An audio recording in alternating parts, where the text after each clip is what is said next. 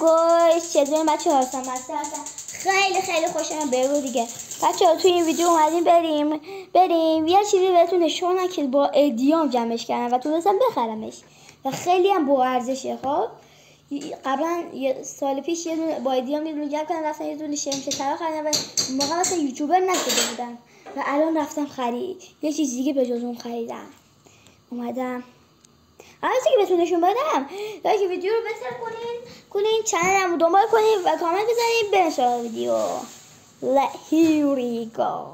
آها بچه ها، همونطور که دارین میبینین من رفتم یه دونه دلار 50 ادیتور به دلار 50 چی میگن 50 دلاری خریدم. هیچی به تا یه رقم گفتی بدن چی گفتی ادیتور؟ 50 دلاری. خب 50 دلاری. خب گفتی ادیتورم پدرمه؟ بعدش ادیتورم بابامه. خب پدرم حالا چرت نگیری. خب و خیلی هم ادیتور خوبی است. خب اینم از این شکل این آقای من بهش میگم ریشدار، آقای ریشدار و این